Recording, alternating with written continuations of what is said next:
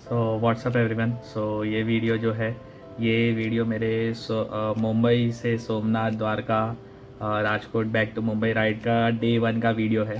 तो इसमें कैसा था कि डे 1 जो है वो बहुत ही ज़्यादा हेक्टिक था, जिसकी वजह से मैं पूरा दिन का तो शूट नहीं कर पाया, लेकिन कुछ कुछ जो पार्ट्स है जो कि इम्पॉर्टेंट है, जो कि आपको ऑलमोस्ट पूरा ही सेंस दे देंगे पूरा डे 1 का, वो मैंने बनाया है। और मेरा जो होटल का जो रूम था उसका व्यू का मैंने डे 2 वाले व्लॉग में डाला है। तो ये फर्स्ट डे जो है आप फॉलो कर सकते हो। मैंने रात को जर्नी स्टार्ट किया था। सो मुंबई से मैं अराउंड 2:30 के आसपास निकला था।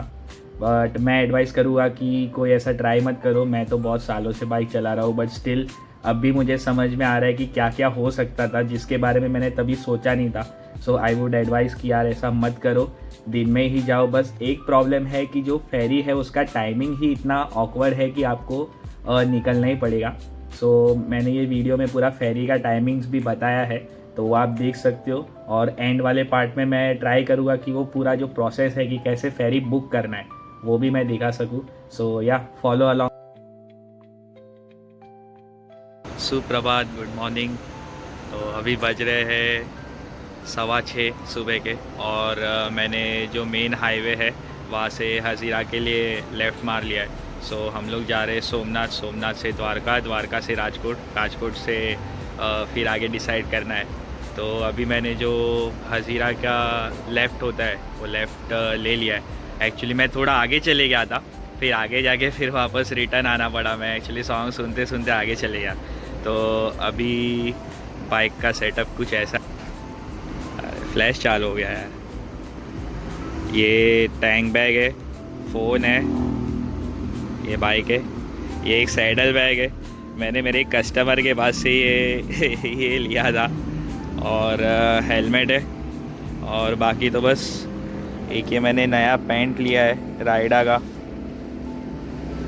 तो ये काफ़ी अच्छा है, मतलब इसका जो पैडिंग है वो सब भी बहुत अच्छा है। यहाँ पे नी के साइड पे पैडिंग है। ये कैसा होता है कि पैडिंग इसका ऐसा है ना कि जब हम लोग वॉक कर रहे हैं तो पैडिंग जो है वो नी के नीचे शिफ्ट हो जाता है, तो जिसकी वजह से आप वॉकिंग एकदम आसानी से कर सकते हो। लेकिन जब आप बाइक पे बैठते हो तो वो थोड़ा ऊपर पुल हो जाता है, जिसकी वजह से वो नी के अराउंड पूरा प्रॉपर शेप लेके आपको प्रोटेक्शन दे रहा है। सो हाँ, पैंट तो काफ़ी अच्छा है, ब्रीदेबल भी है। मतलब ब्रीदेबल ऐसा भी नहीं कि ठंड लग रहा है, क्योंकि उसका इनर्स भी उसके साथ में ही आता है। सो ब्रीदेबल मटेरियल है, लेकिन ऐसा भी नहीं कि एकदम ही ठंड अंदर लग रहा है। सो या पैंट अभी तक तो काफ़ी अच्छा है। लॉन्ग टर्म रिव्यू, अगर मैं 3-4 दिन चलाने वाला हूँ बाइक, मतलब आज है संडे, तो नेक्स्ट संडे तक का प्लान है। तो उस हिसाब से देखते हैं, ऑलमोस्ट एवरी डे राइडिंग भी होने वाला है। सो या अभी हम लोग यहाँ पे पेट्रोल भराने के लिए रुके BPCL के पेट्रोल पंप पे। यहाँ से पेट्रोल भरा के अभी मैं सोच रहा हूँ कि डायरेक्ट हज़ीरा ही चले जाओ। यहाँ पे भाई बोल रहे हैं कि हज़ीरा में भी है वेट करने के लिए। तो चलो फिर मिलते हैं हज़ीरा में। ऑलराइट, तो अभी हज़ीरा पोर्ट का जो एरिया है वो हम लोग ने एंटर कर लिया है। यहाँ से स्ट्रेट अराउंड 6 किलोमीटर्स पहले आ गया था।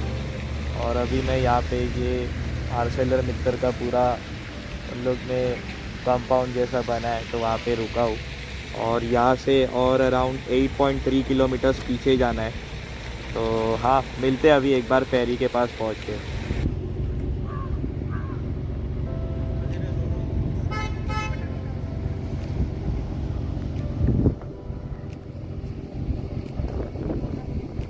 ये वेसल है जिसमें हमको जाना है।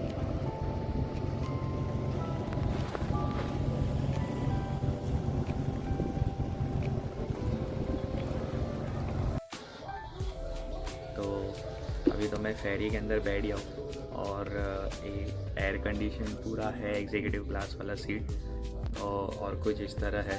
तो ये सब चेयर कार्स है, और यहाँ पे एक टीवी भी लगा है। इसमें मनन देसाई का है। लेट्स होप कि कॉपीराइट ना आ जाए, बट ठीक है। और काफ़ी अच्छा है, सीटिंग भी काफ़ी कंफर्टेबल है, चार्जिंग के लिए भी है। यहाँ पे ऊपर आप सामान भी रख सकते हो। मैंने मेरा सामान वहाँ पे रखा है, ये मेरा ही सामान है। और मेरे को एक भाई भी मिल गए, तो उनको ये फेरी के बारे में पूरा पता है। तो वो बोले कि एक बार स्टार्ट हो जाएगा उसके बाद हम लोग को अपर डेक पे ही जाना है, वहाँ पे आपको एटलीस्ट सी और ये सब का तो व्यू आएगा। और देखते हैं एक बार अपर डेक पे पहुंचने के बाद।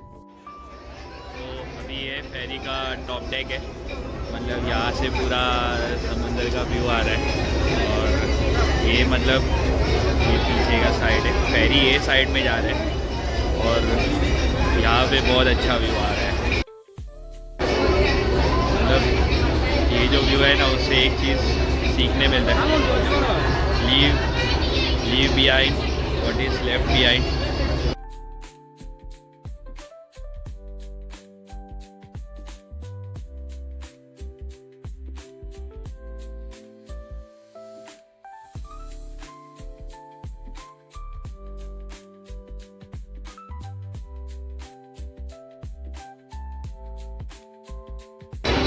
अभी हम लोग फेरी में ही है और सामने एक और बोट दिख रहा है।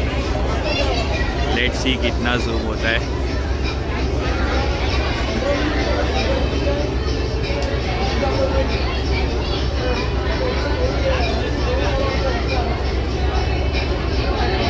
तो फेरी से जो डीबोर्ड करने वाला पार्ट था वो एक्चुअली मैंने शूट नहीं किया बिकॉज़ वो डीबोर्डिंग के टाइम पे बहुत ही केओस हो चुका था।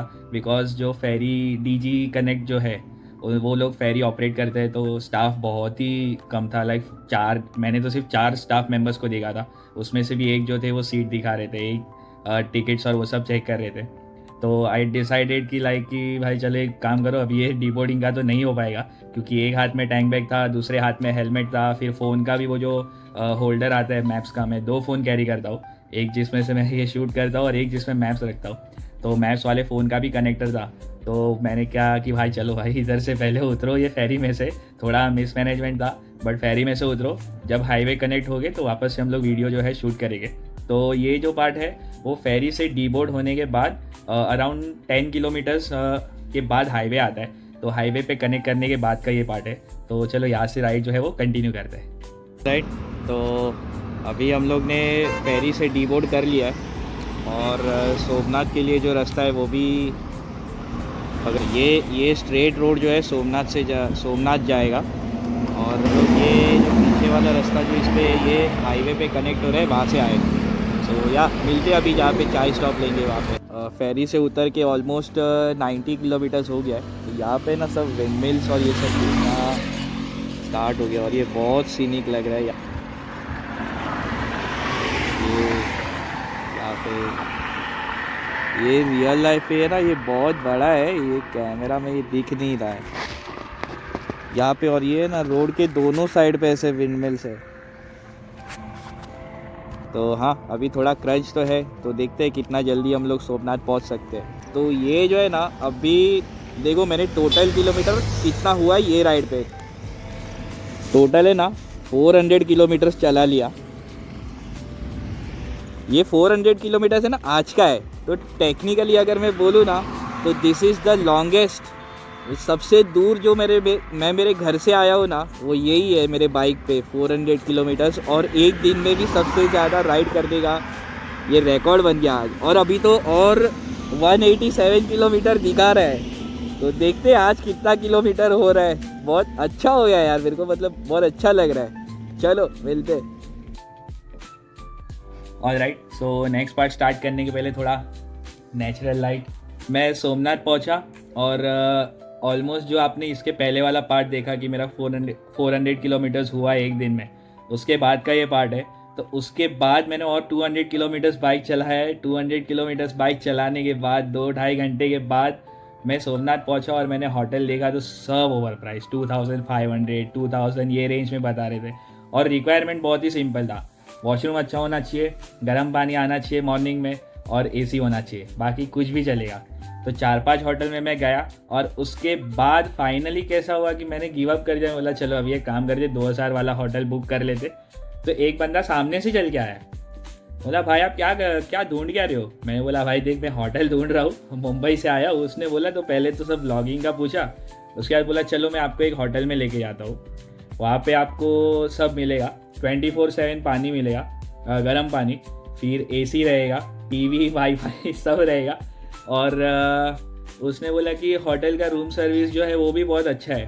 तो मैंने बोला कि कितना प्राइस है, तो बोला अरे आप चलो, आप जो प्राइस बोलोगे हम आपको करके दे देंगे। तो उन्होंने फिर भी बोला कि 1500 उन्होंने कोट किया, लेकिन बोला कि आप वहाँ पे एक बार चलो, बात तो करो, आपको शायद करके दे देंगे। बोला ठीक है, मैं वहाँ पे गया तो भाई साहब वहाँ पे मेरे को 1000 रुपीज़ में एक 1 नाइट का स्टे था, तो वो उन्होंने अरेंज करके दिया, मैंने रिक्वेस्ट किया तो 1000 रुपीज़ में 1 नाइट का। और उनके होटल का स्टाफ भी इतना अच्छा था, सामने से उन्होंने पानी और ये सब लेके आए, चार्ज किया लेकिन सामने से वो लेके आए कि भाई पानी वानी लो, कुछ चाहिए तो एक बॉटल उन्होंने कॉम्प्लीमेंट्री भी दिया था। सो होटल का नाम था होटल व्रजभूमि।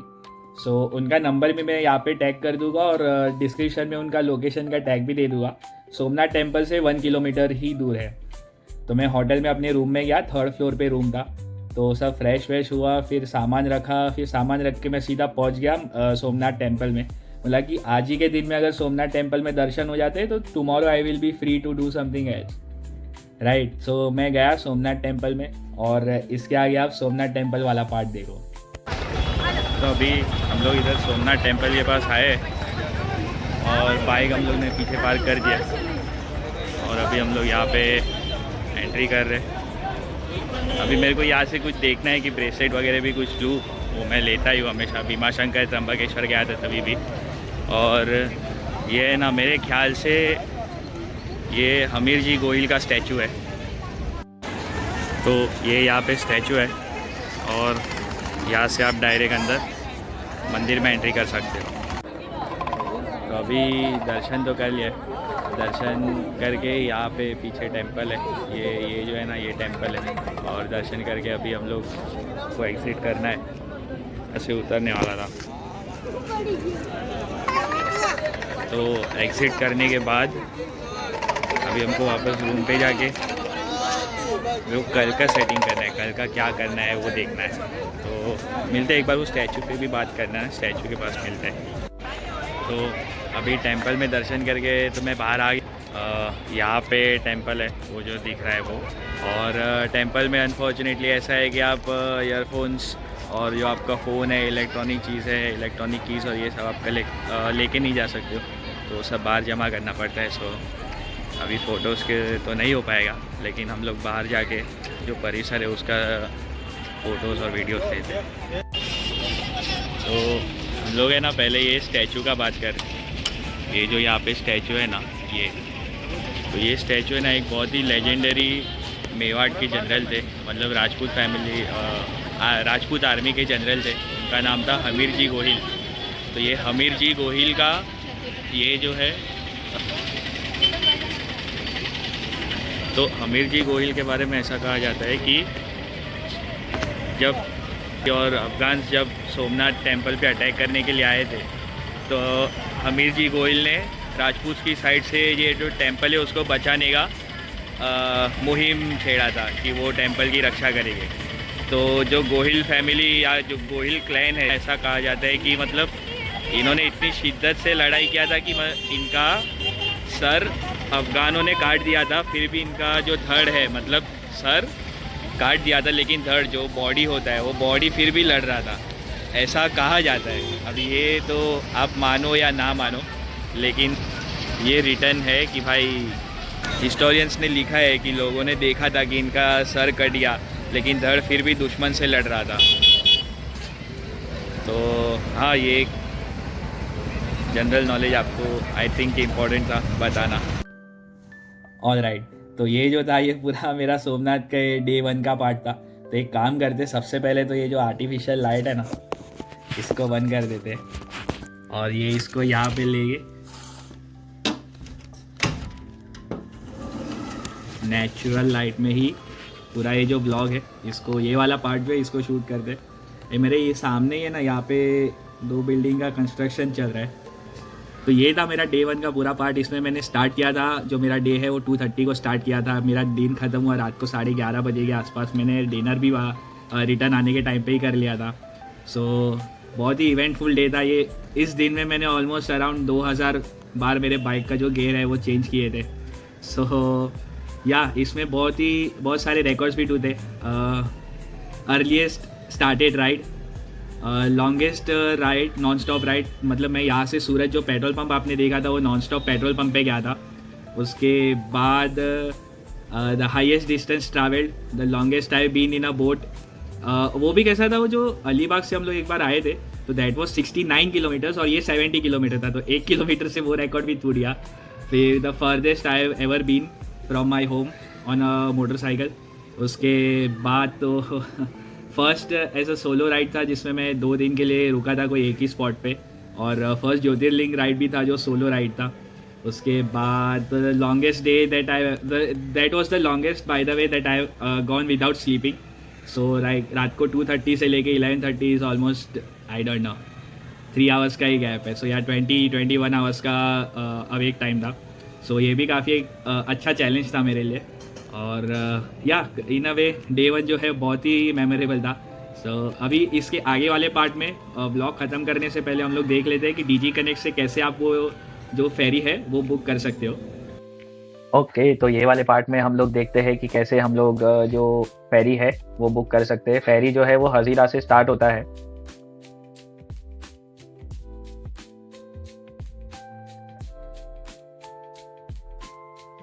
तो ये वाला जो डिस्टेंस है कि हजीरा से यहाँ पे स्टार्ट होता है और ये गोगा पे जाता है, तो आपका ये वाला जो पूरा पार्ट है सूरत, भरूच, वडोदरा, फिर यहाँ पे तारापुर, भावनगर, ये वाला जो पूरा पार्ट है ये आपका स्किप हो जाता है। फिर यहाँ गोगा से आप सीधा ये वाला जो रूट है, ये वाला रूट से होते होते होते होते आप यहाँ पे सोमनाथ पहुँच जाते हो। ये सोमनाथ है, और फिर सोमनाथ से सेम कोस्टल हाईवे जो है ये फॉलो करते करते आप यहाँ पे द्वारका पहुँच सकते हो, बेट द्वारका पहुँच सकते हो। सो ये जो आपका पूरा सर्किट है जो कि है अराउंड 386 किलोमीटर्स, वो आपका कन्वर्ट हो जाता है 95 किलोमीटर्स पे। और आपका लेकिन जो मेन सेविंग्स है ये टाइम का सेविंग्स है कि अराउंड 7 आवर 56 मिनट, मतलब एक दिन का राइडिंग आपका सेव हो जाता है। तो अभी देखते हैं कि कैसे इसमें यहाँ पे बुक करना है। सबसे सिंपल है डीजी सी कनेक्ट, रोरो फेरी बुकिंग या कोई भी आप कर सकते हो। यहाँ पे डीजी सी कनेक्ट की साइट पे जाना है, ये dgferry.com है, इस पे आप गए।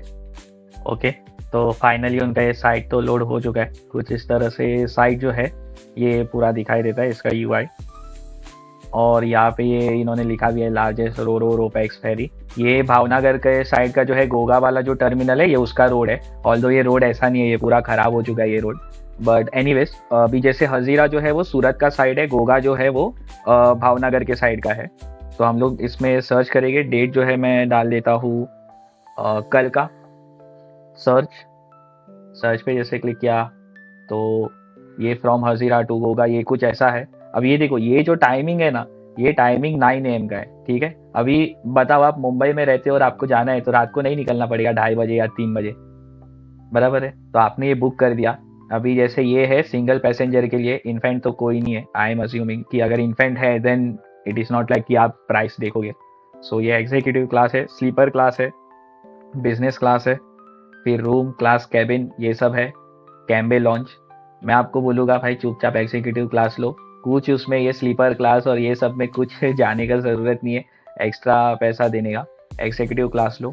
यहाँ पे आपके फेयर्स जो है वो चेंज हो रहे हैं। एक पर्सन का 800 रुपीज़ है अभी, अ पर्सन विद कार जो है दिस इज 2200 रुपीज़, ठीक है। अभी जैसे कार में आप 4 जन जाओगे तो 4 × 800 + 1400 हो जाएगा।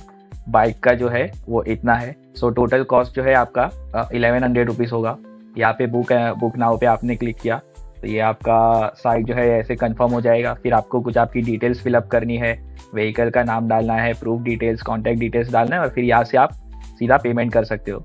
तो ये वाला जो साइट है ये भी मैं इसमें डाल के रखूँगा, जो डिस्क्रिप्शन है उसमें ऐड करके रखूँगा। तो यहाँ से आप बुक कर सकते हो, क्योंकि मेरे को 4-5 लोगों ने बोला कि यार ये साइट ही नहीं मिल रहा है, कोई दूसरा ही साइट मिल रहा है। सो काफ़ी ईजी है, SEO में तो फर्स्ट सर्च में ही आ रहा है। एक तो आर्टिफिशियल लाइटिंग बिकॉज बाहर रात हो चुकी है। तो ये जो था ये पूरा व्लॉग था, डे 1 का समरी था। इसमें हम लोग ने देखा कि सारा मेरा राइड का जर्नी कैसा था, फिर कैसे जो है फेरी बुक करना है, कैसे सोमनाथ टेम्पल जाना है, फेरी कहाँ से पिकअप करना है, हमको पिकअप करेगा, फिर क्या मिसमैनेजमेंट हुआ, होटल कैसा था, ये सब कुछ हमने देखा। और डे 2 में हम लोग देखेंगे कि सोमनाथ टेम्पल के आसपास में कौन सी जगह पे गया। तो यही व्लॉग जो है मैं गया था दिसंबर के स्टार्टिंग में, और मैं रिकॉर्ड अभी ये जो रीशूट्स है मतलब ये सब कर रहा हूँ मैं मार्च के फर्स्ट वीक में। सो या देखते हैं अभी सेकंड व्लॉग कभी आएगा। सेकंड व्लॉग शायद मैं सोमनाथ वापस जाऊँगा तब तक सेकंड व्लॉग तो आ जाना चाहिए। सो या ये था एंड ये वीडियो का। नेक्स्ट वीडियो में हम लोग जो है वो देखेंगे डे 2 वाला पार्ट। सो या thank you for watching till the end.